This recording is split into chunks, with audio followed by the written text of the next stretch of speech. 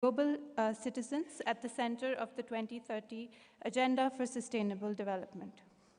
The Ahimsa Lecture Series is just one of our programs, which was established in 2016 as part of the MGIP's Distinguished Lecture Series, inviting speakers from among the world's leading intellectuals and policymakers to spark transformative ideas for a shared future. Marking the International Day of Nonviolence and the kickstart of the Mahatma Gandhi's 150th birth anniversary celebrations, today MGIP has also launched a very exciting global youth campaign titled the International Campaign on Kindness for SDGs. We launched the campaign today in India, Pakistan, South Africa, as well as Mexico. And I'll just show you some visuals, if we can see some visuals from the launch today. Not this one. It's sorry, the kindness one.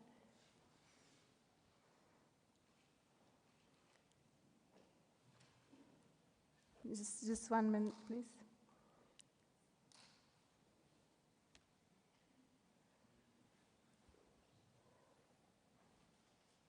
So we have the International Youth Campaign on Kindness for the Sustainable Development Goals, where we're aiming to spread a culture of kindness. The next slide, please. We've had our launch in New Delhi, in India today, this morning. Next slide. In Cape Town, in South Africa. And in Pakistan, in Islamabad. So see, these are some of the visuals we have. And of course, now we start with the Ahimsa lecture to commemorate the 150th birth anniversary celebrations. For the Ahimsa series this year, we're pleased to have very eminent speakers. Of course, we're all familiar with Sadhguru Ji, and I'll introduce them a little later, as well as Gregoire Borst, who's a cognitive neuroscientist. I would now like to invite on stage the Deputy Director General of UNESCO to say a few words, please.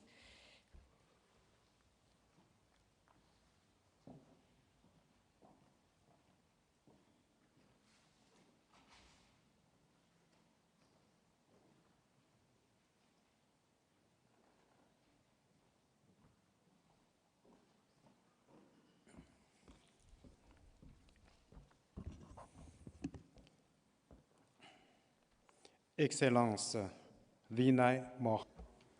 Excellency, Mr. Ambassador and Permanent Delegate of India to UNESCO. Dear Sadhguru, Professor Borst, Excellencies, ladies and gentlemen, it is with great pleasure that I welcome you at the headquarters of UNESCO for the third Ahimsa conference. Today, we're celebrating the International Day of Nonviolence. It is thus natural for UNESCO, the main mission of which is to build peace in the minds of the people, men and women. It is thus natural for UNESCO to celebrate this day in its house, a house dedicated to culture, science, education, and communication.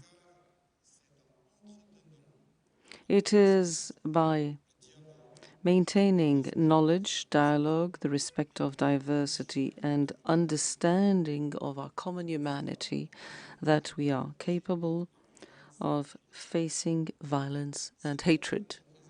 This year represents an important celebration as it marks the beginning of the celebration of the 150th anniversary of the birth of Mahatma Gandhi, a pioneer in the modern world of the philosophy and strategy of nonviolence.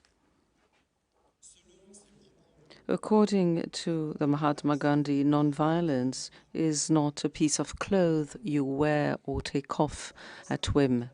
Its place is in the heart and must be part and parcel of our being. The concept of Ahimsa has deep roots in the religious, philosophical and religious traditions of India. It means that harming others is harming yourself. It remains a really relevant concept today. In our globalized world, in this interdependent world, facing fragmentation due to inequalities, we see an increase of the speech of hatred of others and intolerance of others. The distorted interpretations of culture, the ethical origin, the religion, the gender, and ideology lead to discrimination and violent extremism. UNESCO considers that it's not only enough to fight against violent extremism, one must also stop its emergence, prevent its manifestations, and stop them before they develop. Our organization has been at the forefront of actions to prevent violent extremism through guidance tools and the training for educators, media literacy, youth empowerment, skill development, and the strengthening of the mechanisms to protect the cultural heritage under attack. By focusing on these areas of expertise, we are able to provide greater assistance to our member states to craft sharper strategies to prevent violent extremism and to support the UN Secretary General's dedicated plan of action on this front. The Mahatma Gandhi Institute of Education for Peace and Sustainable Development, UNESCO's research institute in Asia Pacific, is playing an innovative role here. For the past 6 years, it has been leading work on education for peace, sustainable development, and global citizenship. To cite just a few examples of the Institute's recent activities on the prevention of violent extremism, last year, the Institute launched the first youth-led guide on preventing violent extremism titled Youth Waging Peace, which brings together the experiences of over 150 youth from around the world who work to tackle extremism. Just today, the Institute and its global partners launched a new campaign called the International Campaign on Kindness for the Sustainable Development Goals, an appropriate accolade to Mahatma Gandhi's doctrine and a campaign we can all get behind. One particularly exciting project of the Institute is the development of a unique curricula on global citizenship entitled Libre, that focuses on building emotional intelligence in children by inculcating competencies of empathy, compassion, mindfulness, and critical inquiry. This project links closely to the theme of today's Ahimsa lecture. And I would like to take this opportunity to thank the Mahatma Gandhi Institute and the Permanent Delegation of India to UNESCO for this initiative. This year, we are delighted to welcome two eminent speakers who will discuss how peace can be calculated through neuroplasticity and education. They come from very distinct fields of science. Sadhguru is a renowned spiritual reformer and best-seller author, deeply engaged in improving human well-being and our environment. And Gregoire Borst is professor of developmental psychology and cognitive neurosciences of education at Paris Descartes University. Neuroplasticity is at a very basic level is about renewing the hardwiring of our brains by focusing on the social and emotional part of the brain, not just a thinking part, we can potentially increase empathy, inquiry, and compassion. This could have fascinating implications not only for our education systems, but more broadly for addressing contemporary global challenges, including violent extremism. Together, our speakers will join on insights from spirituality and neurosciences. I am sure that you will join me in welcoming them. Thank you. Thank you.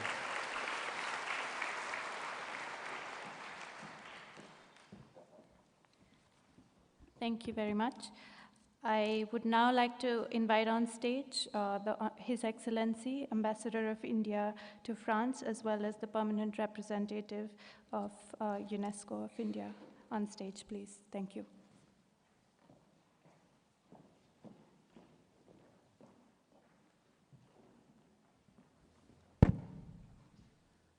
Thank you very much.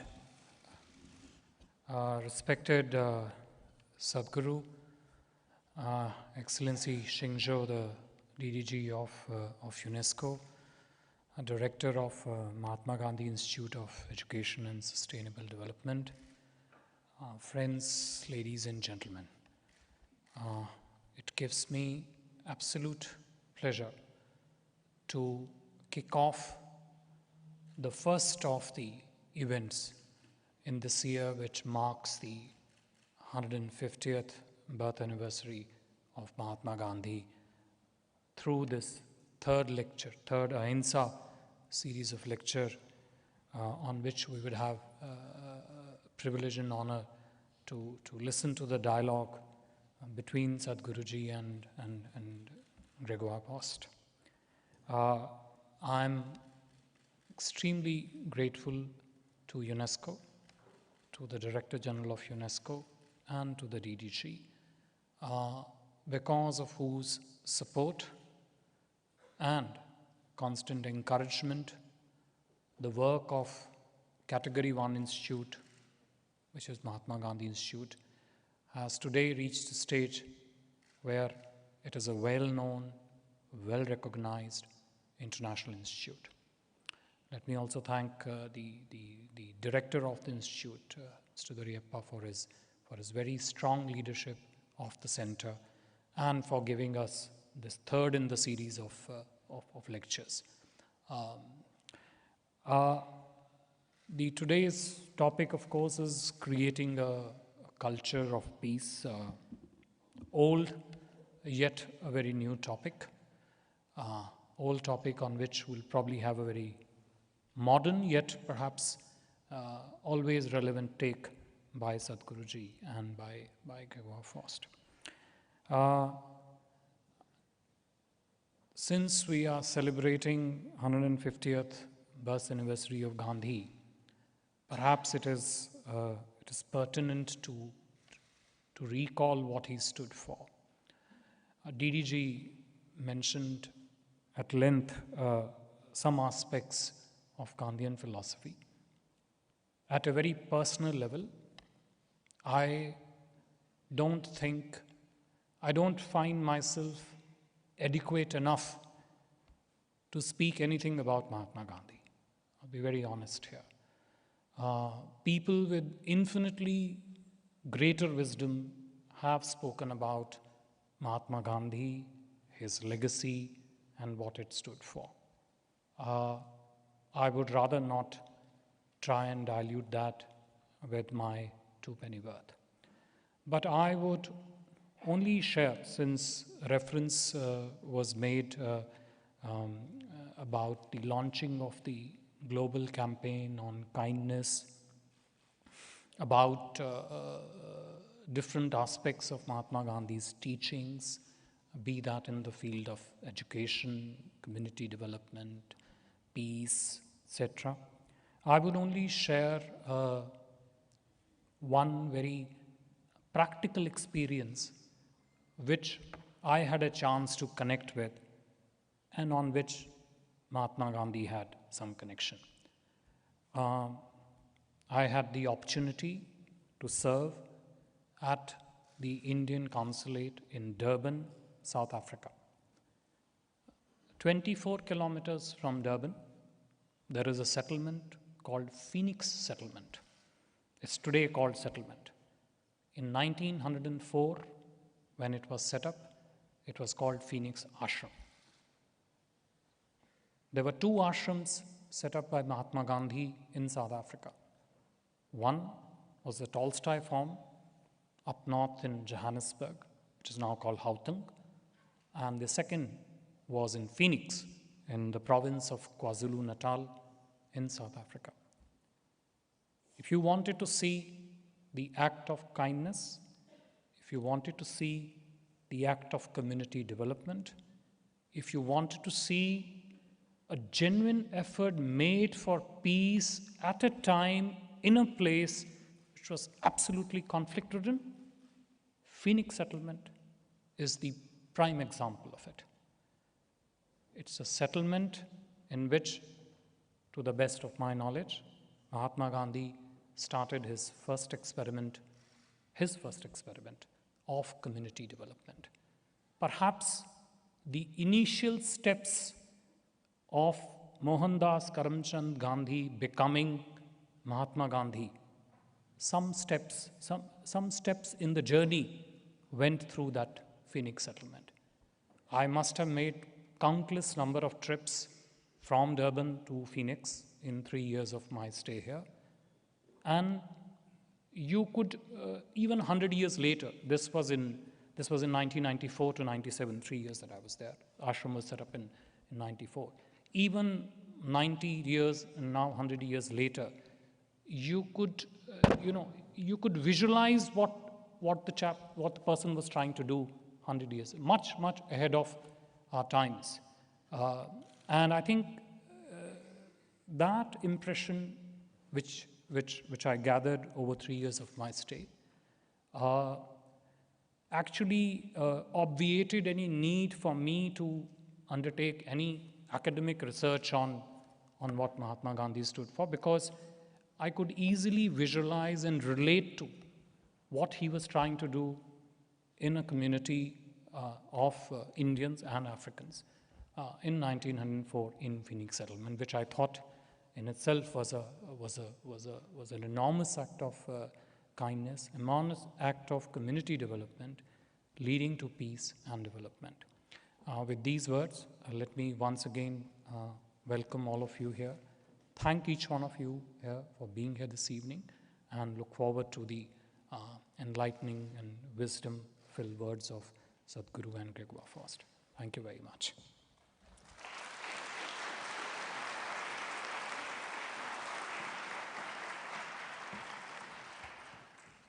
Thank you, His Excellency. We'd like to reveal some stamps that have been released by the Government of India on the launch of, on the launch of the 150th birth anniversary of Mahatma Gandhi ji. I forgot I had to remain here for this one. Thank you. These were released earlier this morning by Prime Minister of India, Shri Narendra Modi, in Delhi.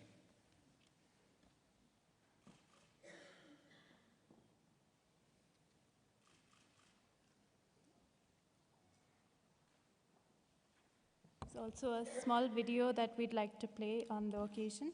Again, This is the song of Mahatma Gandhi, which he used to love, Vaishnava Janato Tere Kahiye, sung by a very well-known, noted French artist.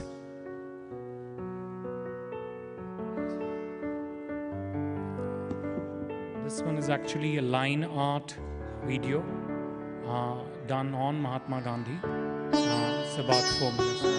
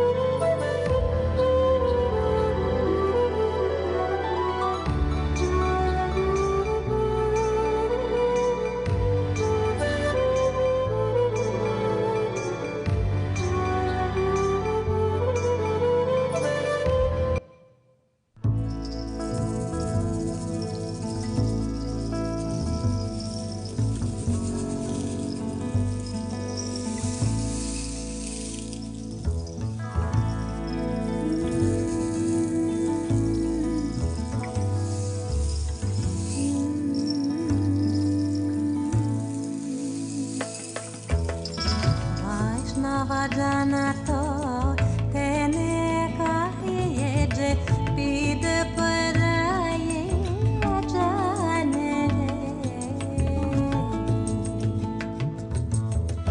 Vaishnava janato tene kahiye je pid paraye jane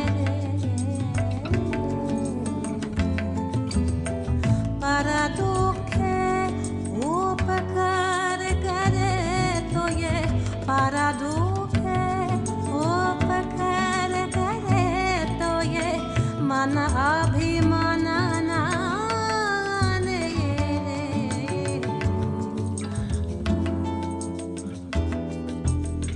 Vaishnava jane to tene kahiye je pid paraye jane re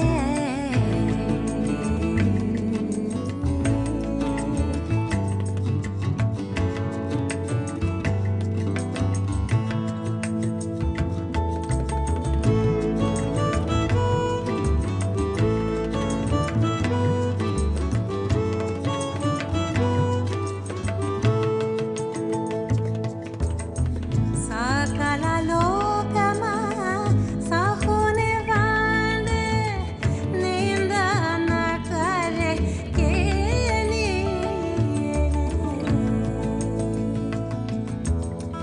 vachaka chamana nischala rake dhana dhana janani teni re Vaishnava janato tene kahiye je pid paraye jane re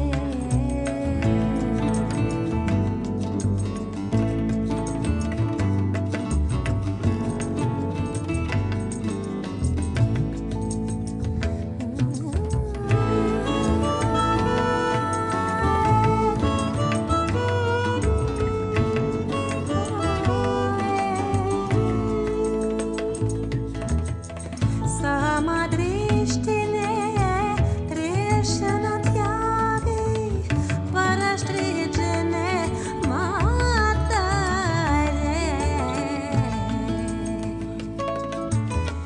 Jiva thaki asatya na bole Paradhana na vajale hatare Vaishnava janata tene kahiye je pid paraye jane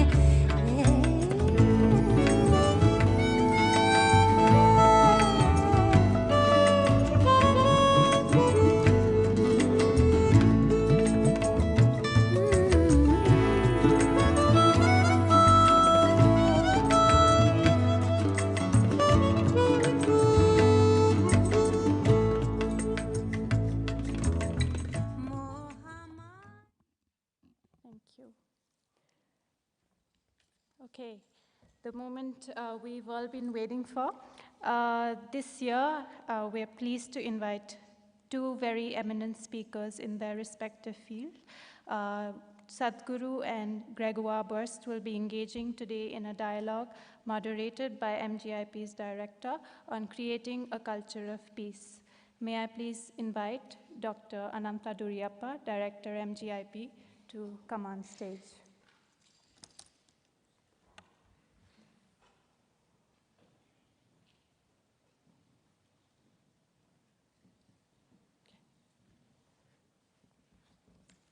Thank you. Our speaker, Gregoire Borst, is the next person I'd like to invite on stage. Gregoire is a full professor of development psychology and cognitive neuroscience of education at the University of Paris Descartes. He investigates the role of cognitive control in neurocognitive development in various domains and school learning from childhood to adulthood by combining behavioral, genetic, and neuroimaging approaches. He has published more than 60 scientific papers, 5 books, including one for kids, to explain how their brain works. Gregoire. And lastly, but most importantly, Sadhguru Ji, we'd like to invite you on stage. Sadhguru Ji is a yogi, mystic, visionary, and best-selling author, and has been conferred the Padma Vibhushan by the Government of India in 2017, the highest civilian award of the year accorded for exceptional and distinguished service. Probing and passionate, insightful, logical, and unfailingly witty, Sadhguruji's talks have earned him the reputation of a speaker and opinion maker of renown. He has been a primary speaker at the United Nations headquarters, a regular at the World Economic Forum, and a special invitee at the Hindustan Leadership Summit, Australian Leadership Retreat, as well as the Indian Economic Summit and TED. Sadhguruji has also been invited to speak at leading educational institutions, including Oxford, Stanford, Harvard, Yale, Wharton, MIT, amongst others. So with further ado, I'd like to invite Dr. Dudiyappa to now commence the dialogue. Thanks, Akriti.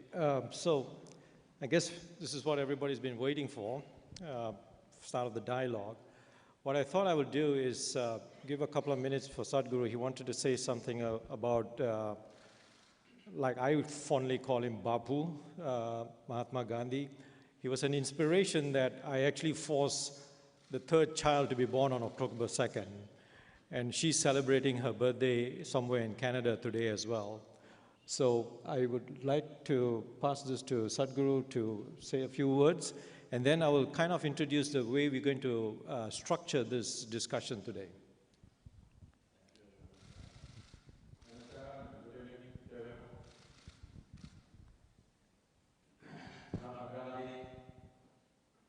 The word Mahatma literally translates as great being. Someone becomes a great being because he or she transcends the identifications of body, mind, family, culture. In this transcendence of limited identifications is the making of a great being. This is what determines whether we as individual human beings are just human creatures or truly human beings.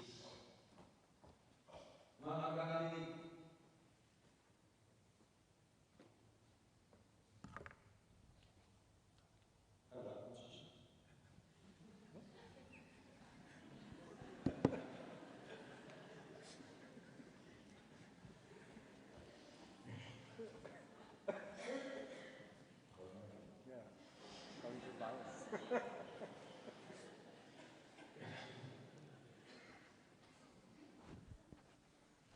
Mahatma Gandhi is the colossus of the 20th century.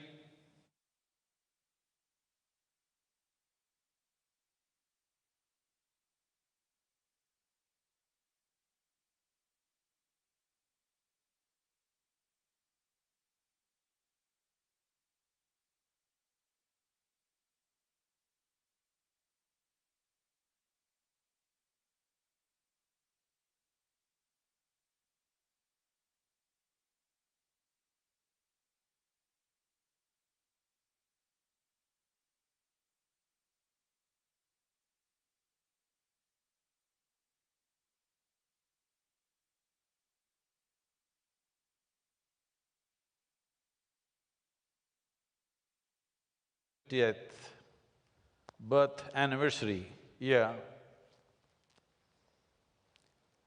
We remember him in many different ways, but the most important thing is that his efforts, his mission of finding peaceful ways to resolve most contentious issues on the planet, this mission, this effort needs to continue because the culture of peace that he dreamed of is not yet a reality.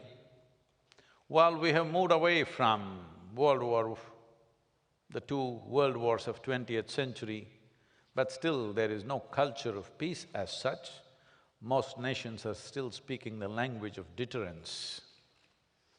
So, it's my privilege today to be here at UNESCO, who has played a significant role in using its influence to bring a culture of peace through education, because without transforming both the content and the mode of delivery of education on this planet, there cannot be a culture of peace. Just absence of violence for short periods of time is not necessarily a culture of peace. It's wonderful that we are here today. It's my privilege, and I thank you very much for having me here today. Thank you very much, Sadhguru, with those opening statements. First of all, thank you for accepting our invitation. We have a very busy schedule. Gregoire, thank you very much as well. I know you've been flying around the world and you've just landed very recently, but I hope the jet lag doesn't make you talk, say silly things, and I'm sure you don't. But let me start off with, as Sadhguru had just alluded, in terms of the fact that we are at a time when there's so much of violence, we've kind of forgotten of what we had gone through 50, 60 years ago. One of the things that, I'm going to present it as dilemmas. So the first dilemma that I'm looking at is that we're talking about a culture of peace. UNESCO was established in its preambles in the sort of saying that war starts in the minds of men, and that's where peace has to be found. Looking at the self, I want to refer to a WHO 2012 report, and it had some very sobering results. It says in many countries, 25% of young children, and this is between 13 to 15, suffer some form of depression. Suicide rates are on the increase, and as the Assistant Director General had talked about, in the sense the Deputy Director General, pardon me, had talked about the rise in violent extremism. How do we even try to think about a culture of peace when most of us are having a war within ourselves? So how do we find that resolution within ourselves? So the notion of the self comes in. And I wanted to sort of throw this at Sadhguru and Gregoire, who's been working a lot on emotional intelligence, neuroplasticity, as the title saw, in terms of how training of the brain is what they're talking about, contributes towards this first, what I call, initial necessary conditions before we even start talking about a culture of peace. Well, without peaceful human beings, there is no peaceful society or a nation or the world. And above all, when as individual human beings, we do not know how to keep our minds peaceful, we do not know how to be peaceful within ourselves, what are we talking about world peace? Because what you see in the world is just a larger manifestation of what is happening in human minds.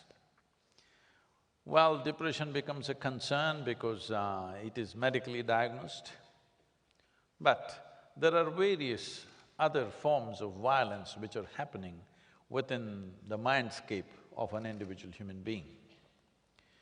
We do nothing about transforming individual human beings, but we have a lot of slogans and movements on the street about world peace. Such a thing is not going to happen, because unless we create peaceful human beings, there cannot be a peaceful world, because minus the human beings, the world is just great as it is. So it's only it's only you and me which is the problem. So what can we do about it? My entire life's work is just this, individual transformation, because without individual transformation, there is no such thing as universal salvation, there's no such thing. Because world, society, nation, these are just words. The reality is just you and me. How are we within ourselves right now? So we can talk about peace to individual people, but when they are pushed, when something that's dear to them is lost or something is threatened, they will get into different modes. So the entire system of yoga is just this, to create a chemistry of peacefulness, because human experience, whether it's peace or stress or anxiety or tranquility or agony or ecstasy, every human experience has a chemical basis to it. In a way, this is a chemical soup. Are you a great soup or a lousy soup? That's our only question. If we give the same soup-making ingredients to all the people here, well, they will not all produce the same kind of soup. They will make hundreds of varieties of soups with the same ingredients. That's all that's happened with us. Fundamentally, we are the same ingredients, but just see in how many ways we have become. So, is there any part of education which is addressing how to handle human faculties of memory, of present keenness of experience and imagination, how it runs, and above all, human chemistry, how to handle these things? We are not doing anything for the individual human being, but from early age onwards, they are just piling up information about how to deal with the world. Violence is not just war. The very way we're treating the planet is violence. The very way we're walking upon this planet is violent. Our lifestyles are violent. Now, if something has to change in the coming generations, first and foremost thing is large-scale effort to create peaceful human beings, individual human beings being peaceful within themselves by their own nature, not because of the ambience in which they are in. Everybody is peaceful when they're in a good ambience. When things go wrong, when things don't happen the way you want, to be peaceful, this needs a chemistry of peacefulness. As there is a science and technology to create external well-being, there is a whole science and technology to create inner well-being.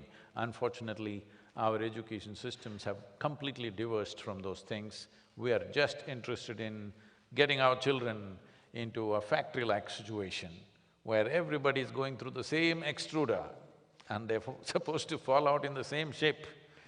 But that is not how human beings are made. Well, Gregoire is going to tell us how even the shape of the brain can change. Well, we definitely all the same. I mean, the brain in each and every individual works a bit of the same way. What if they don't have one? Except if you don't have one. But most of the time we do have one, so I'm trying to say, generally speaking, we all have a brain. We also have a brain in a body, which is, I think, critical. It's like, that's why we differ so much with artificial intelligence, is that we have a very strong connection between our brain and our body. I mean, our brain controls all the body, but the body also sends a lot of information within the brain. So that said, we also know that we're all different. Like, the brain is shaped differently in each and every people. So you can also understand why within a similar environment, you can have like different outcome of different human being evolving in different type of environment. But going back to this idea of war within ourselves, I think more generally, if we talk about peace and how basically we can foster a culture and peace in each and every individual, there is something very interesting if you look at development. So if you look at children, especially babies, so there is like this experiment that is very interesting. If you take a six-month-old baby and you show him two puppets, and one of the puppets is interacting with the other, and in one case, the puppet you're using is actually having altruistic behavior. So it helps the other puppet to open the box in order to find what is inside the box. And then you come in with a third puppet, and then this puppet actually acts like in a selfish way, or in an aversive way toward the other. What you find is that 6 months old, they automatically choose and systematically choose the puppet that display altruistic behavior. So actually, if you come back to this whole idea of Rousseau versus Voltaire, this idea that whether we actually come to the world with an altruistic mind, or whether it's the society that let us be like altruistic, it's actually, Rousseau was right. It's like babies, like they come to the world with an altruistic behavior. So then it means it's the way we develop, or the society in which we develop, that led us to develop kind of those behaviors, selfishness behavior that can lead then and afterward to the type of kind of behavior that leads to war, basically. So I think it's also that we have to take into account. So the babies actually comes to the world with a fantastic organ, like the brain, that can change all the way through childhood and adolescence, and that will mature very slowly. And we know that there are factors that will affect this brain development, but interestingly, we are basically altruistic. And you can even show that in adults, if you put the adults in a time-pressured situation, what they will display is cooperative behavior. Actually, we become selfish when we have the time to think about our behavior. So I think we need to resolve also this issue, is the type of education we give to the children, like will promote either altruistic behavior or selfish behavior. But let's think of this idea that originally they are altruistic beings, basically. So I think you've given us hope. You're sort of saying that when babies come, they have this altruistic, let's say the neuron, the empathy neuron that neuroscientist V.C. Ramachandran had talked about. He calls it the Gandhi neurons. Now, but at the same time, and so I'm asking the question, is it the system? But then on the other hand, we are the system. But we see that humans can be extremely kind, and that goes according to that altruistic. But at the other end of the spectrum, we can be extremely cruel. To a point, it sometimes boggles the mind in the level of cruelty that we can exhibit. Is there a gene or is there a neuron somewhere lurking in that brain that, if triggered, creates that level of cruelty? Or is it an external factor of the system, which is a collective of all of us, which at some point we can't control, and so then we become part of that? So these are the questions. Is there a neuron which also at the end of the spectrum which also is able to exhibit cruelty, or is it part of the system? Well, if it's just about the neural level, there is no neurons of cruelty that we can put that aside. That's clear. The brain is like 86 billion neurons, 1 million of billion of connection between neurons. It's way more complicated than the internet. So we just have preliminary knowledge about the brain. So don't put too much, it's not a magic bullet. It's not because you know the brain that you will know what to do in the world to resolve basically war or peace in the world. But I'm just saying that it's within the same brain that you can express cruelty and actually altruism. So it's different networks, but we are in the two. And sometimes we express our bad behavior, sometimes we express good behaviors. But that's within the same brain. So then you need to have those kind of controls, and you need to teach those controls, because actually we know that what is the most predictive of becoming an adult that is actually happy and that actually succeed through life is whatever the indicator you use for that. I mean, then we can discuss about that. Is actually your self-control, is how you can control yourself.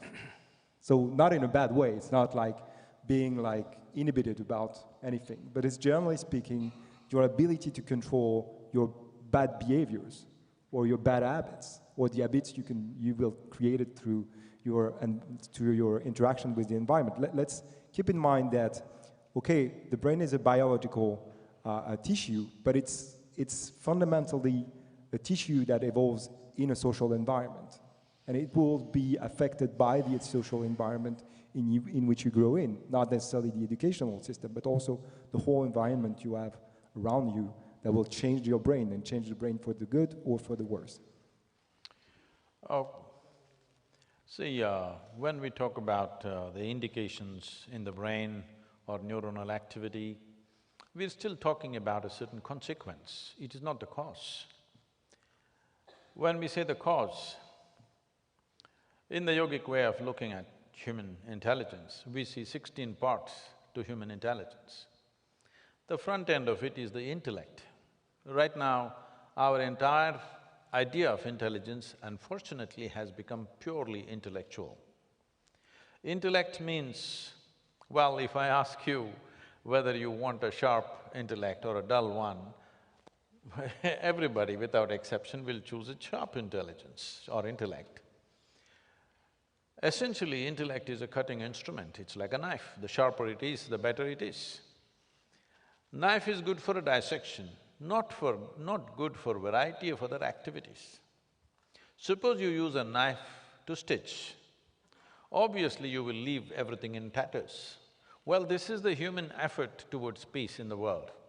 We're using our intellect to stitch everything together, you leave things in tatters. And who holds the knife determines what the knife does. On a daily basis, does a knife save more lives or take more lives? If you see, it is saving many more lives than it takes on a daily basis. But knife by itself is not a danger, it is just that what kind of hand holds it. So this dimension of intelligence, we call it as ahankara, which is actually identity. So there is a whole effort in the Indian way of doing things about establishing a universal identity. Before a child starts his education process, because education is seen as an empowerment, before you empower a human being, first thing is to have a cosmic identity. Aham Brahmasmi, it's called. You must have a cosmic identity, otherwise you should not be empowered with education. Now we have a national identity, we have a racial identity, we have ethnic identity, we have religious identities, caste, creed goes further down, boils down to family and then to individual human being. Now all the evil on the planet, all the violence on the planet, all the crime on the planet is essentially a consequence of limited identifications. I'm concerned about myself, not about you, because my identity is this one. Or maybe I'm concerned about two people, not about the third person, because my identity is with this one. So in terms of community, in terms of nation, race, religion, we're identified. But before starting education process, always in the East, we established a cosmic identity, because only then your intelligence will work towards integration, towards a universal consciousness. But right now, we're establishing strong sense of limited identities and we're expecting peace will happen. It cannot happen in the very nature of things, because that is how our intelligence will function, because essentially, our intellect will protect the identity that we have taken, whether it's of gender, race, religion, nationality, inevitably our intellect will work only towards protecting our identity. So, there's another dimension of intelligence which is called as chitta. The next dimension of intelligence is called manas, which means a silo of memory. When we say a silo of memory, there is evolutionary memory, there is genetic memory, there is karmic memory, articulate and inarticulate forms of memory. Like this, 8 forms of memory are there. Right now, who you are is just a consequence of that memory. The way you think, the way you feel, the way you recognize things, everything is a consequence of this memory. So it is not independent of this memory. Whichever way your memory is stored, that is the way you recognize. Who is your friend and who is a stranger to you is just a question of memory. Who is your parentage, what is your parentage and what is your not this thing, what is your nationality, what is not, is essentially your memory. And beyond this, there is an intelligence called chitta, which is an intelligence without an iota of memory. Why this is significant is, memory gives us many capabilities, but memory is also my boundary. I remember you, this is my boundary. I don't remember him, that is out of my boundary. So whatever we call as memory is a certain kind of boundary. Though it enables us in many ways, it also sets a boundary for us. So there is a dimension of intelligence where there is no memory. If once you dip into this dimension of intelligence, then because there is no memory in this intelligence, there is an experience of universality, there is an experience of oneness within yourself. Because of this, your ability to erase all borders, the boundaries of your individuality are erased. Only if this happens to large segments of people, or at least people in people who are in positions of power and responsibility on this planet, you will definitely create a culture of peace. As long as I am identified as my nationality, you as yours, it's just a question of time. When a dispute comes, we will fight. Thank you, Sadhguru. I was really hoping that you'll move towards Chitra, because that's something that has always kind of puzzled me when I've seen some of your YouTubes. Gregoire, you published a paper with Hude on consciousness and stuff, and the Chitra, as you mentioned, was consciousness, but what is interesting is an intellect without memory, and that… It cannot work. And that's bugly, especially so… Well, I mean, there is something interesting about that. It's just that, well, memories could be related to the type of automatisms that you create. So what you were reflecting to is that the type of memories we have about past events, like, will basically create some priors in the way we're gonna behave on the next, basically, occurrence of seeing someone. And I think that's also very important, is if you want to be open to others, if you want to understand that others can have different point of view on the same matters, so what we call in psychology theory of mind, so the ability I have to basically understand that I can have different mental state as me, and that I can also appreciate that it's okay for you to have a different state of mind regarding a similar matter. That's something that develops through life. And what is interesting is that we also have a lot of automatisms that matters. And automatisms is great. It allows us to be extremely, very well adapted to our environment. But from time to time, it led us to make systematic mistakes. So for instance, if we take something as simple as taking the perspective of others, which is like fundamental. If you want to basically create an understanding of others, you need to be able to take their perspective, okay? Very simply put it, like, it could be a visual spatial perspective. So knowing that, like, you see this object differently from me, and that actually entails, and that's what we've been shown, that we showed in our studies, that entails, like, basically to resist your egocentric biases. So I'm interestingly looking at the world from my perspective, and what I need to do is, like, basically be able to resist to this egocentric bias in order to take the perspective of others. And so we've been, like, conducting studies in the lab lately in which we showed that basically taking the perspective of others is costly, and it's even more costly when you have stereotypes, so memories of how the other behave. So that actually drives you to be even more egocentric. So we showed that this is the case for stereotypes related to gender. This is related to stereotypes related to ethnicity. This is related to stereotypes we have about just the in-group, out-group. So the mere fact that I'm thinking that you're not part of my in-group makes it more difficult for me to take your perspective. And that's like the basic, like one of the founding block of empathy. So empathy is rooted on my ability to take the perspective of others. But Sadhguru, I'm talking about memory in a much more basic way, in the sense, suppose we feed Gregoire with Indian food for 3 months, his complexion won't change because the body just remembers this is how it should be. Or if I eat dog food for 3 months, I won't become a dog. Because my evolutionary memory 100% remembers whatever you put into this has to become only this. So, memory, as you remember, is just a small quantum of it, but the real memory is there in the body, not in the brain. Your body remembers more things than your brain can ever remember. Every cell in your body remembers how your forefathers were, or let's say 10 generations ago, how your great-grandfather looked, you don't remember in your brain, but his nose is sitting on your face, so because the body remembers. So, memory I'm looking at in terms of… In fact, from our parents we got only 1 cell each. Obviously it carried the whole memory in those 2 cells, and here we are. So, memory is not just of what happens in the brain, what happens in the body is much, much bigger.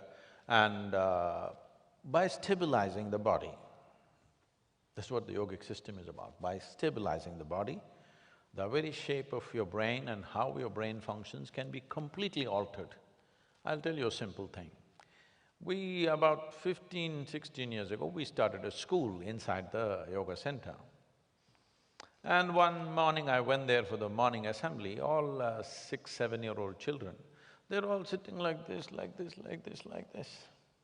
I said, what's happening to these children? Why are they like broken tops, you know? Why are they all unsteady like this? I just started the 7 notes of the music, 12 minutes a day. You won't believe, after 3 months I went there, everybody's sitting like this, unmoving. Today, I can show you children who will sit like this, unmoving, for anywhere between 5 to 6 hours effortlessly. They won't move. And this will stabilize the neuronal activity in the brain in a fantastic way. Our whole effort is to create intensity without intent. People are always trying to change the brain, even there was a quote from Mahatma Gandhi, the way you think is the way you become. With intent, you can change the brain, or the shape of the brain, or how it functions, definitely. But we are talking about a dimension, you create intensity without any intent. Life happens exuberantly, but no intention. This creates a completely different dimension. This will create an ambience for individual genius to unfold. In this, you will see always, wherever, whether it's a scientific genius or a musician or a sports person, the moment some genius within him unfolds, suddenly his identity is not limited to small things, always. This kind of comes to… it reminds me of a paragraph in Daniel Goleman's book on emotional intelligence, where he talks about the intensity to a point where you get into a zone, the flow, that you're completely oblivious to anything that's going around you. And it might extend for a couple of seconds, it might extend for a couple of minutes, or sometimes we live like hours. that, And even hours. So how does that… how does one… and I'm going to move that to the education. How does one get into that flow, into that zone, without using, as you were sort of saying, the brain? See, what we call as education is for different purposes, for different people. For example, in India, India is not one nation, there are many layers of India. So you cannot apply the same thing for all of them. So we have 3 systems right now going with the Isha educational programs. We have Isha Vidya, which is the rural education, where this is mainly from the age of 6, they're starting on computers, English language, because this is designed to get them out of a social and economic pit which they're trapped in. In the rural India, in the remote parts of India, there is no opportunity for them. Unless they learn English language and know some technology, they cannot get out of that situation.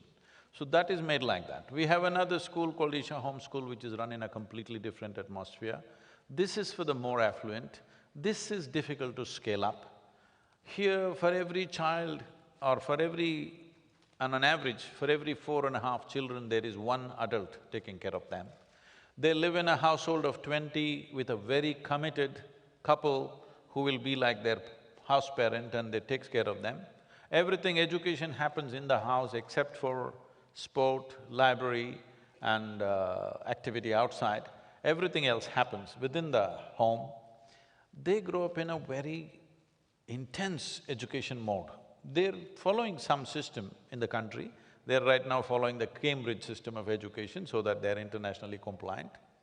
We have another school called Isha Samskriti, where if a child comes to the school, they have to come with a commitment of 12 years, otherwise we don't take them. Because here there is no academics, they learn only classical music, classical dance, yoga, Kalaripaitu, which is the mother of all martial arts, Sanskrit language and English language. You must see these children, they are intense, means super intense. Our effort is only to grow the human body and the brain to its fullest, without any intention, without ever asking what will you become later on. But their level of focus and commitment and the way they have evolved, these children, is a phenomena to watch.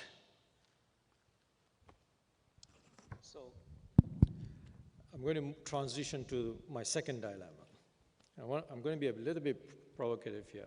The present education system that we have. And you just alluded to three, some of them have some similarities with what we have here. Now, the thing that the dilemma here is that this present education system, we talked about a lot of kids who are having anxiety, depression. Now, if we do a really good job of strengthening this education system, and we assume that SDG 4, which is one of the global goals on education, is that assumption is that this education system is the one that would deliver, we might end up in a catastrophic situation where we have 100% literacy, but with extremely high levels of depressed people running around the world. So my question is, do we do a fundamental change in the objective of education rather than the traditional economic model that now drives, like what you have alluded during our discussions earlier on? Is it about building human capital, or is it about human flourishing for the individual, which I think the third stream of school that you had talked about alludes to? How do we tackle this? So with the kind of population pressures we have, doing an ideal form of schooling is utopian. It's not possible with the kind of population pressure we have. Millions and millions of children need to be educated. Doing an ideal system in countries like India will be out of question. We can only do this in small numbers. Scaling that up is not a possibility. First of all, if we have to change this, we have to change our economic module. What is significant in our life?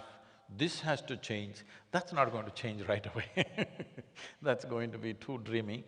See, when economics is the only value in a society, money is the only value, let me put it more bluntly. If you say, there is a big man in this city, it doesn't mean he has a big brain or a big heart. No, he just has a big pocket. That's what it means today in the world. So when money is the only value, competition is inevitable. Where there is competition of very intense kind, as the competition gets more and more aggressive, well, many will fall on the wayside, depressed, broken, in many damaged human beings we will create. And unfortunately, as you mentioned, that number is increasing to a point. See, in 2016, 18,600 children below 18 years of age committed suicide in India. Over 7,000 of them were below 15 years of age. 12, 13, 14-year-olds, if they have to take their own life, I think we're doing something fundamentally wrong in our societies. There's simply no question about it. Well, if we talk about education at large, I think we're missing completely the point. I agree with you when you say that, well, if you ask a children, education is, and you let them fill in the rest, usually you say boring, which is not what you want for an educational system. Education should be about basically strengthening social-emotional learning, for once. Well, let's put it bluntly, where we know, even if we look at it from an economics point of view, right? Let's be taking the wrong side of the stick. Like, you know that 85% of the job now won't be there 30 years from now. If you continue to train the children the way we train them, you're gonna make them adapted to jobs that won't exist 30 years from now. So what you need to foster are abilities that are not fostered within the classroom. Being flexible, being attentive, being able to concentrate on yourself, on your body. And I agree with you. I mean, it's of course problematic from a neuroscientific point of view because I talk about the brain, but the brain is within a body. We know that we have neurons within the gut, that the neurons within the gut, if you change, for instance, there's like data showing that if you change the neurons within the gut from someone who has a psychopathology, you take the gut of the neurons, the microbiota of the neurons from one people that has no psychopathology, you put it in the people who has psychopathology, the people who got the psychopathology goes better. So of course there is this direct relationship between the body and the brain. So I think this is what we need to foster within the educational system. Like, it should be fun. It should be, like, you need, like, basically the babies, they love to learn. And at some point, they go in school and they don't like to learn. So we do the thing wrong. So we need to change, basically, the educational system. It should be fun for the children, because if you know that if it's fun, you learn more, basically. So I think, like, what we teach is not the thing we should be teaching. Well, let's put it bluntly, too. I mean, knowledge, it's accessible everywhere. Get this like laptop or whatever connected on the internet. The internet will always have more knowledge than you have at every given time. So I'm not saying that you shouldn't have knowledge, but that might not be the critical skills for the children 30 years from now. And we're always talking about what will be the word of our children, what will be the word we leave to our children. I think a good question will be also, what will be the children will leave for the word 30 years from now. And I think that changed the perspective and what we want to do in the schools. So I think that's the critical point, that if you want to change the things for the children. See, as Gregoire, as he said, this whole exercise of heaping yourself up with information will be meaningless, because a small gadget that you can carry in your pocket will say more things than your professors can speak ever.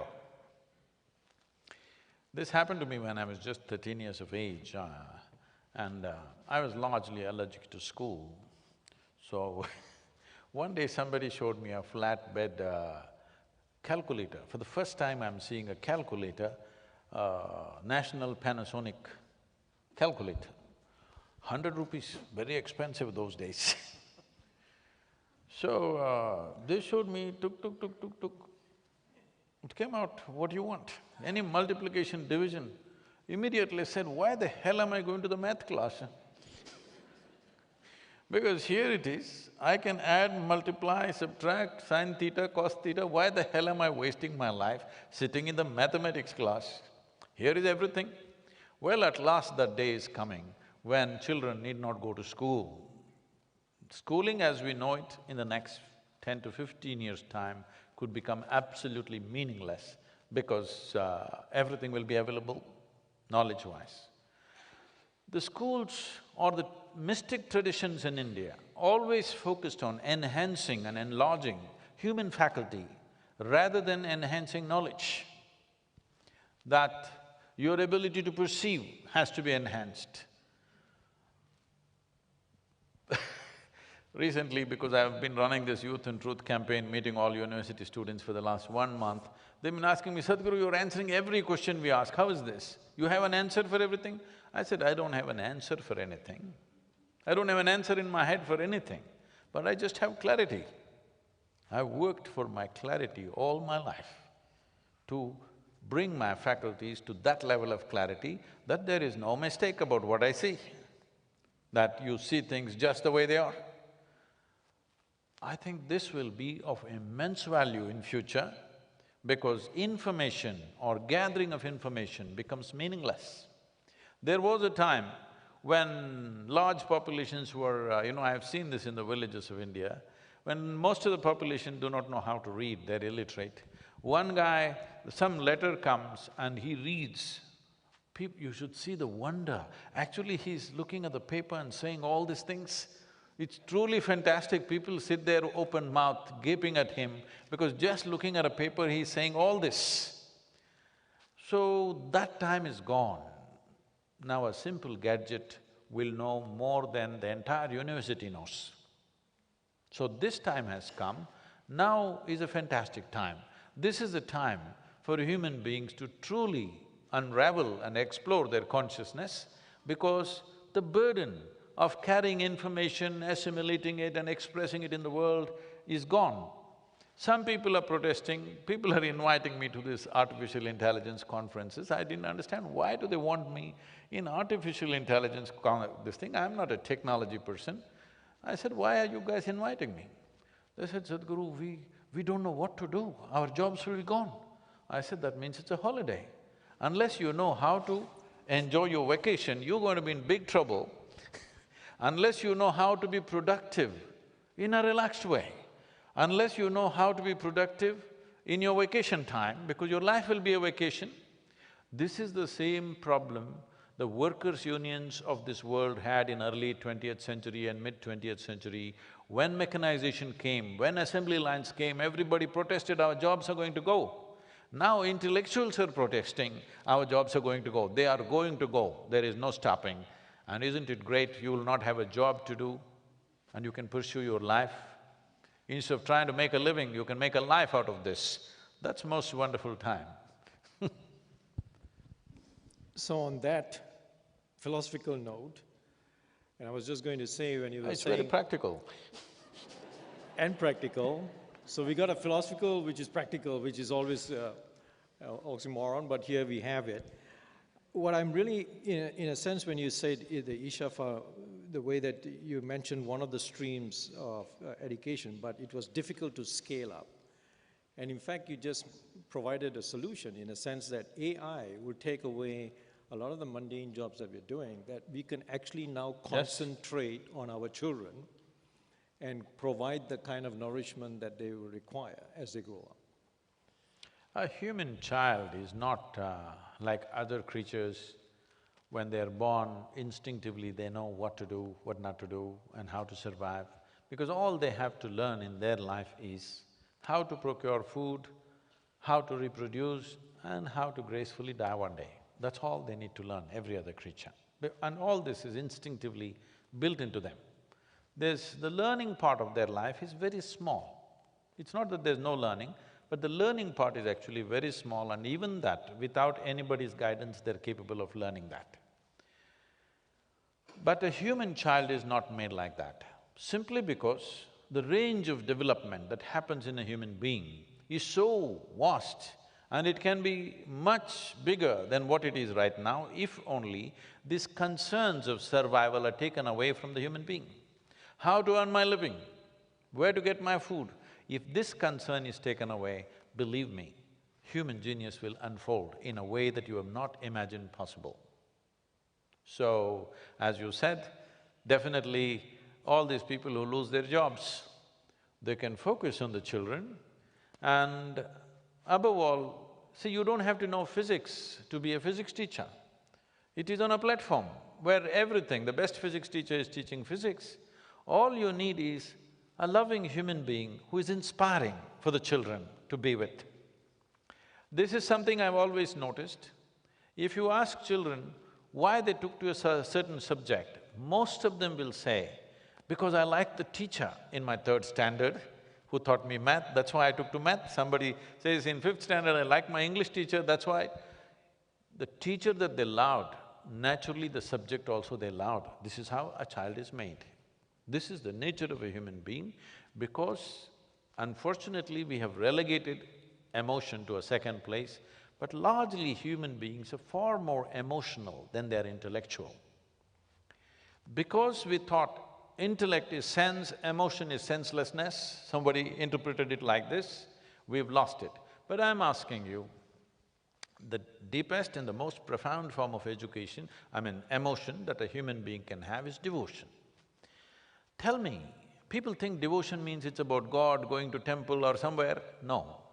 Tell me, has any individual reached a state of excellence in anything they are doing, whether it's music or art or politics or business or sport or even spirituality, without being devoted to what they're doing?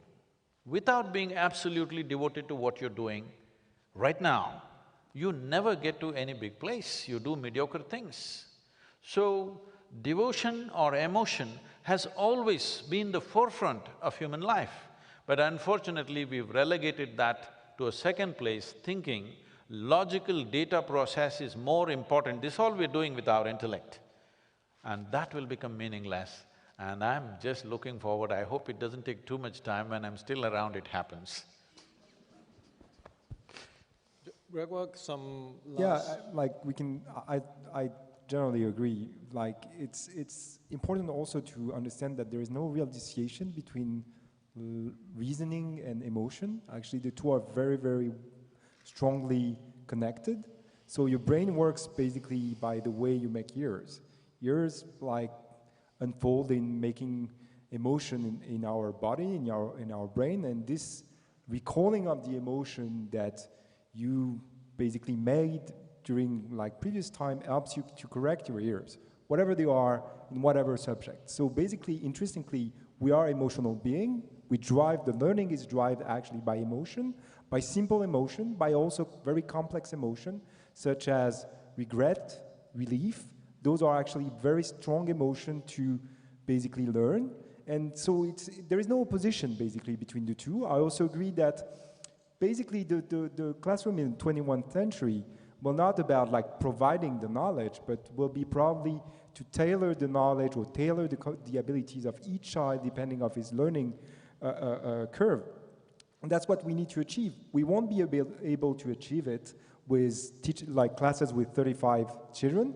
So maybe technology is a good way to help us like on this path to make the education a little more tailored to each and every individual, because we know that the more closely you're following the learning curve of the children, the better they develop. That's what works best, basically. And it works best if you have a social environment, as you said, like fostering a very strong socio-emotional environment around the children, not only at school, but also in the society, is a very, very strong leverage for their learning, whatever the learning. Even like the knowledge learning is improved by the socio-emotional environment in which the children will develop. So I think that's critical. We know it has an effect on the neuroplastic processes. So the higher the socio-emotional environment, the better it is, the higher the neuroplasticity, so the higher the possibility of learning. So I think, let's not think necessarily that it's dissociated. One will help the other. So if we like put the emotion at the center, we will help everything, basically. Today is Mahatma Gandhi's anniversary. So Mahatma insisted the means or how you do something is as important as the goal or what you're trying to achieve. This is why this whole non-violent way of doing things. So how people become peaceful, how people become joyful, it's a big question mark. With a drink or a drug, a whole lot of people are peaceful or joyful. Is that the way to take the world? Or it happened like this. There was a young woman who was married and the husband is abusive. Verbally abusive, sometimes get physically abusive, sometimes get sexually abusive. But she was very peaceful. One day the husband looked at her after a burst of abuse. He said, "How do you do this? I abuse you in so many ways, but you're always peaceful." She said, "I clean the toilet." He said, "What? Even when I beat you, you're peaceful. What do you do?" She said, "I clean the toilet." "How does cleaning the toilet help you to be peaceful?" She said, "I use your toothbrush."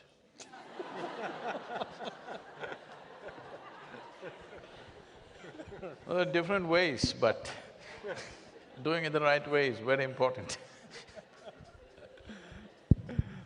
All right, on that note, I'm going to open up the Q&A. There are two mics on either side. We are running in time, so please, if you can come to the mic. I'm sure there must be questions. You must come to the microphone, that's what. To the mic, there are two in the… No, microphones will not come to you, you must come to the microphone. All right.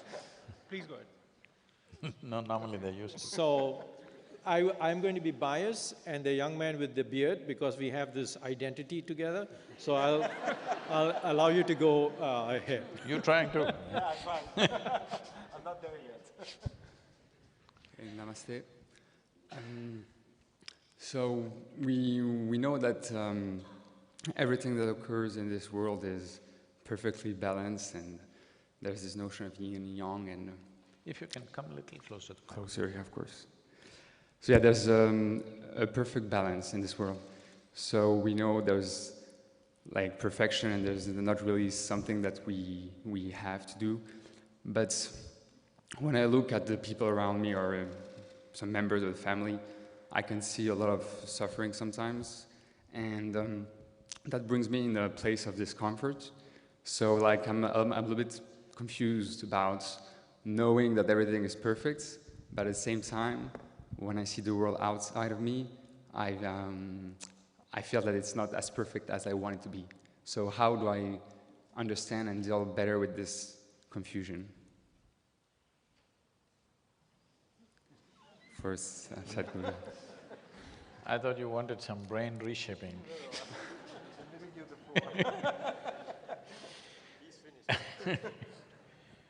So, see, all human experience, don't give it all kinds of meanings. All human experience, joy or misery, peace or turmoil, agony or ecstasy, only happens from within you. Is that so? Hello? Yes. Is that so? You may think it's being stimulated from outside. No, people are doing what they know best. It's you who's going into these states. So essentially, what's coming from within you, at least what's come from within you, must happen the way you want it, isn't it? Yes. The world will never happen 100% your way, never ever, believe me. I've been around long enough. Even if you're just two people in the family, it won't happen 100% your way. 51% your way means you have a controlling stake. 100% your way, nobody will be with you. But what's happening within me must happen my way. If what's happening within me is not happening my way, if somebody can decide whether I'll be happy or unhappy, somebody will decide whether I'm peaceful or not. This is the worst form of slavery. We are giving it all kinds of names. Misery, any kind of misery essentially means your intelligence has turned against you, that's all it is. Your own thought, your own emotion, your own intelligence has turned against you. If your intelligence were working for you, would you keep yourself blissful or miserable? Please, what's your choice, I'm asking you? Hello? You must choose right now. If you could decide what happens in your thought and emotion, would you keep yourself blissful or miserable? Blissful for sure. What you want for your neighbor may be debatable. What you want for yourself is 100% clear, isn't it? So this is all it is. There are no complex reasons. You have not taken charge of your faculties. Your thought, we gave you a most complex computer, but you did not read the user's manual. That's all the problem is. This may look a little blunt and not so humane, but this is the way it is. If you learn how to keep your body, how to keep your thought and emotion, you staying blissful is a natural consequence, isn't it so? Hello? Yes. I'll work on that then, thank you. Namaskar, Sadhguru. Bonsoir, Gregoire. My question is on the third aspect of today's discussion, education. History is full of examples of individuals who have achieved success in their respective fields, and these individuals have really not had too much of formal education, or if they've had some formal education, they've dropped out of college early on and pursued their ambitions. So to this background, could you elaborate as to what should one pursue? A formal education? Should one strive for assimilation of knowledge, or a pursuit for wisdom? Considering that the jobs of today are not going to be there tomorrow, and the knowledge economy that we're talking about doesn't seem to exist in the future. See, I hear such things in conferences always, but I never hear parents talking to their children like this. Formal education is no good, drop out of the school. You never you never hear any parent saying that. Only in conferences and academic places, people say these things, but to their own children, they never say that. They always say, pursue the education, pursue the education. Because there are many realities, all of which we cannot change right away. There is an economic reality, there is a social structure. This is the way we decide who is capable of what. How do you decide somebody who's not gone through any program that he is capable of this? He has to prove it himself. Will the society and the times in which he lives in, it's very important, the times in which we live in, will it allow that opportunity for that person, or will he be just crushed on the street? So, formal education is just that passport. It doesn't empower you to do anything, it's a passport, it puts you in a right place. Whether you will make it or not from there on is up to you, but it gave you an entry, it opened doors for you. But if you don't have formal education, then you must be that kind who doesn't knock on the doors, who break down the doors and goes inside and anyway makes things happen because you're of a certain competence. But that is not the case with every child that is growing up. It is best that they go through formal education. But what is formal? What is formal education? The shape of that we must change. But if you make dramatic changes just like that, many things will collapse, many human beings will be crushed in that change. So it's very important this change is effected in a gradual and sensitive way that we must be constantly watching and according to the needs. When the times allow us, we must change. If you change when the times are not ready, a lot of suffering will be unleashed because of that. So, it is not for… see, we should not take a stand, it's for or against. My father was joking with me, getting you to school was so difficult, now why are you starting these schools? I said, at least I have created one or two schools where children love to be there. You know, they love to be there. The other schools are little more educational, academic, but these two schools which we have created, children want to be there. Children are crying when they have to go back home. They're coming 10, 15 days ahead of before the vacation closes because they want to set up the school. So I said, they love the school, so it's fine. But you didn't send me to your school where I could love the school. So I escaped the school in every possible way. Now the important thing is, it might have worked for me. For me, sitting on a tree and observing many things worked wonderfully for me. But everybody in my class had gone up the tree and sat down there upon the tree, probably they would have devolved into becoming monkeys. No, I'm not trying to depreciate them, I'm saying it wouldn't have worked for everybody.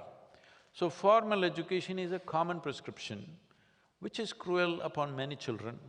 That is why we've been pitching with Indian government to reduce the academics. Now, about a month ago, central government, the federal government announced that only 50% of the time at school, if children are there for 7 hours, only 3.5 hours will be academics.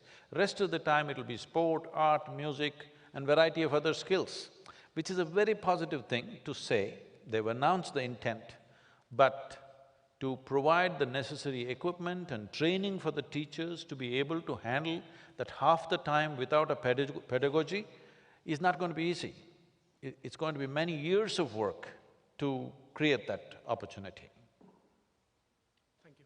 I think it's just the objective of the formal education that we need to change. It's not necessarily the formal education nor the universal education. I think it's what we do when we are at school with the children, like whether, of course, there is everything you said, but like something… let's take the French educational system. We start to talk about the brain to the children at age 13. What they train every day when they go at school is the body and the brain. They don't know nothing about the brain. The brain, if you talk about the brain to children, if you tell them that the brain will change due to learning, it actually promotes implicit representation of intelligence that is actually malleable, that you can change, basically, intelligent for whatever it is. And it's actually a very strong leverage for learning. We know that for a long, long time, and we don't put that in place in the educational system. So I think it's just a matter of like fixing new, basically, objectives to the educational system and putting a stronger focus on domain general, basically, processes that are emotional in part. Thank you. Hello, my name is Noor. I'm Syrian. I live in Paris since many years. So I have two questions related to the Syrian crisis, children of Syrian crisis who lived like many years, 7, 8, about 6, 7 years, in the direct violence come from war in my country. 10 million people who were displaced inside, outside the country. So these many of children have not the opportunity to go to school or to go to normal school, as you were mentioned. So my question is, what do you think, in your opinion, the suitable case, a suitable solution for their case, and related to their memory, how could we affect the memory or their memory to be not carrying all that violence in their mind or their life? Thank you. This question is for… This question is addressed to whom? Okay. Anyone who would like to answer? Okay. Well, the unfortunate situations like this, whether it's Syria or many other nations which have seen this in the last century, unfortunately, it keeps repeating itself. And in these situations, the most vulnerable are the children, always. Well, about erasing their memory, it's not necessary to erase their memory. It's very important when terrible things happen to us, we must remember, but we should not become resentful. If we don't remember, we keep repeating the same things. When World War II ended, well, all these organizations and setups came up because the millions of people who died in this part of the world at that time, everybody was determined never again a war should happen.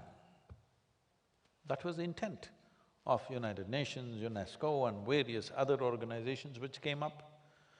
But since 1950, they tell me, please correct me if I'm wrong, they tell me there's not been a single day on the planet where there has not been some kind of organized battle going on in some part of the world. Not a single day's break, that's what they tell me. So whether they gave us a break or not, but we know continuously things have been happening. So everywhere children are being subject to these things, and if they transform their experiences of brutality and fear into resentment and hatred for those that they believe caused these things, you will breed another generation of hatred, and that generation to contain it from not indulging in violence is going to be very difficult. So it's very important that now that it looks like, in Syria at least, it looks like the conflict is going towards a kind of a closure, I think immediately educational institutions, government, non-government organizations, United Nations, they must set up large-scale schools to, if at all, if you can call them schools, yes, schools, some way to engage the children beyond their experiences now that has happened in the last few years. This is not an easy task, but the international community need to get into this. And the most important thing is, every human being at a very early age needs to understand this one thing, that my body and my mind should take instructions from me and nobody else but me. If this one capability if we bring into a child becoming peaceful, loving and joyful is a natural consequence. Right now, somebody else decides what kind of emotions I have, what kind of thoughts I have. So if somebody else is going to decide, then there is no control over this situation. We have just not focused on this dimension of the human being, that the first and foremost aspect of all educational systems should be a child learns how to use one's thought and emotion and physical body. Right now, we are encouraging compulsiveness in so many ways. Essentially, this is a movement from compulsive existence to a conscious existence. Even if we want to see that there are no future conflicts on the planet of this scale that we are seeing in the 21st century, 20th century we thought we were done with it, but 21st century has been a continuous conflict from the day it started from year 2000, it has been on. If we don't want to see this kind of conflicts, the most important thing is human faculty should be in individual hands. Right now, it's in the hands of social leaders, national leaders, religious leaders. They can incite emotion and thought in a certain way. It's very, very important. Human faculties are always in individual hands and nobody else but you.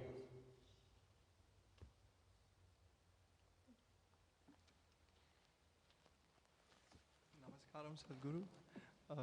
So in fact, it's been 1 year that I am living here, and before coming here, I was in India. You should do that.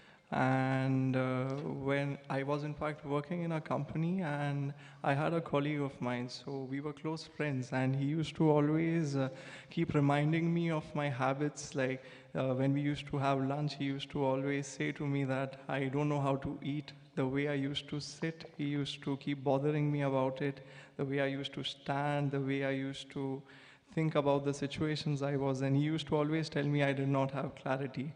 And at some point in time, he spoke to me about you, and I was quite ignorant about a lot of things, and I was going on with my own world in my mind. So there was this one day, we were together in office, and I was just like, "Wow, so what did you do yesterday?" So he said that he was at a funeral. And I said, "Okay, and if I may ask you whose funeral you had been to?" So he said it was his mother's funeral. And I was shocked to know the way he managed to deal with that situation. And I think he has done some of your programs, and he really follows you a lot. So he spoke to me about a few things that he learned from you. He spoke to me about Runanubandha and some… I really did not understand much of it. You can come to the question. Yeah, so the thing is that you have been into the service of mankind, so has Mahatma Gandhi, and so is the friend I just spoke to you about. So in a way you have been transforming lives, and is it that one finds one's true self in the service of others? Oh, I'm not in any kind of service.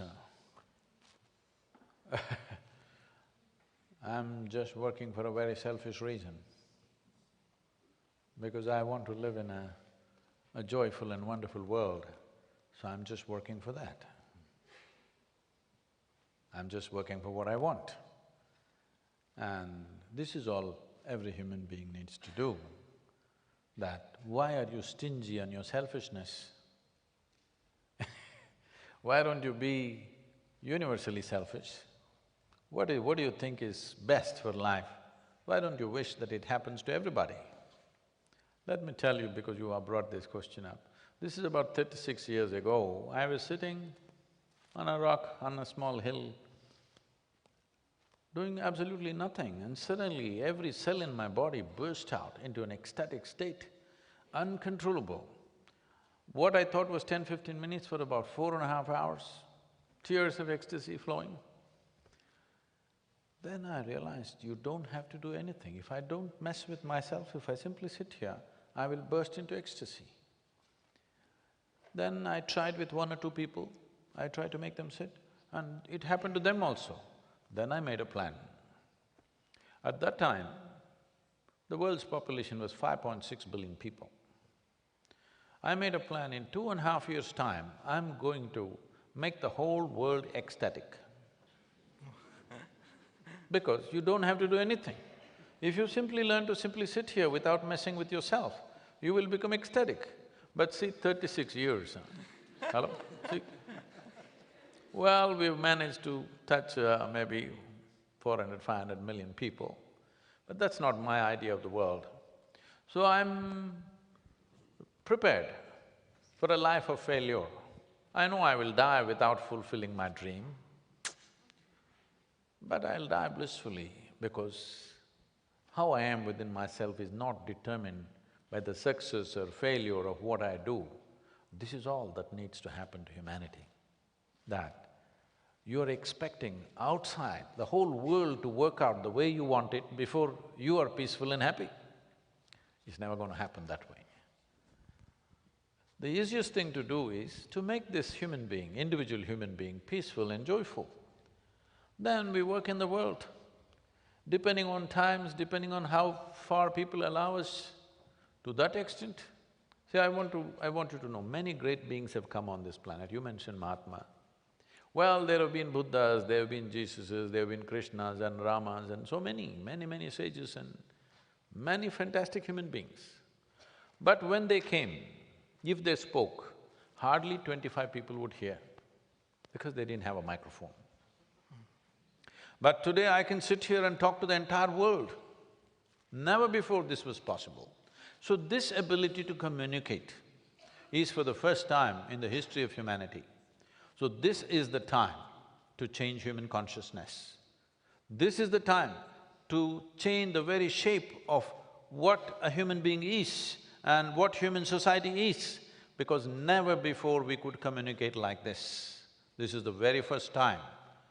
But if we don't do it now, this time will pass and then it's very difficult. As a generation of people, we are the most empowered generation ever. It's my dream that we also become the most fantastic generation ever. The possibility is in our hands. But between a possibility and reality, there is a distance. Do we have the courage and commitment to walk the distance? That's all we're trying to do. You must walk, you're a young man. You must make sure that no matter what happens to your life, what life throws at you, you cannot decide. What you make out of it is 100% yours. Yes? What you make out of it is 100% yours. If this one thing you take charge, you have created a peaceful, joyful human being. This is the beginning of a peaceful and joyful world. Thank you very much. Thank you.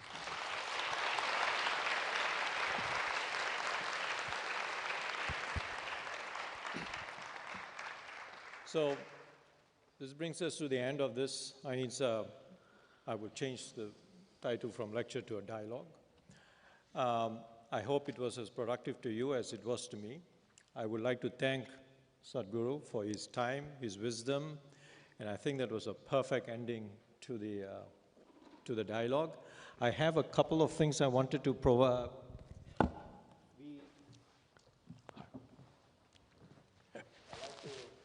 Great. Don't change the shape of my brain.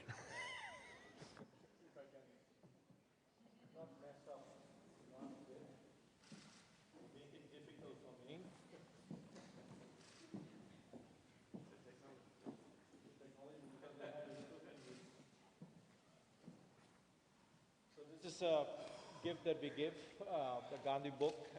I found it extremely illuminating to read. Sadhguru?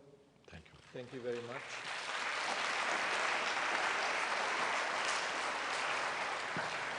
Gregoire, we didn't forget about you. Oh, thanks. Thank you very much for coming and for your insights. Thank you very much. Thanks for having me.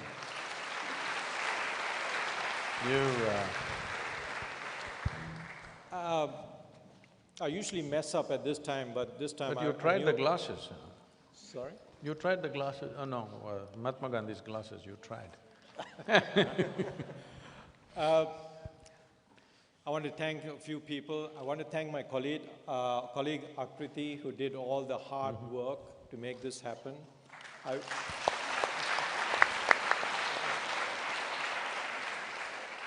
I want to thank Sadhguru's group, the Isha Foundation. They did a fantastic job bringing in a lot of you, and we couldn't have done it without them.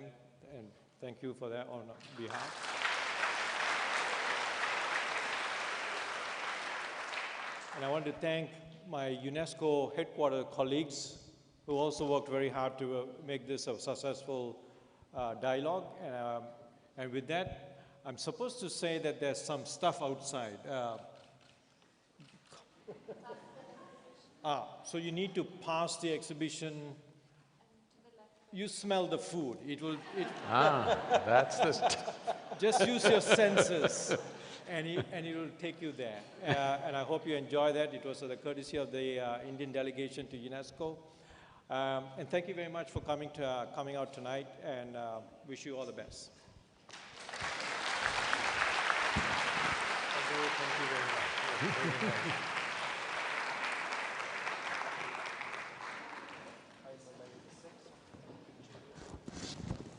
He wants a picture.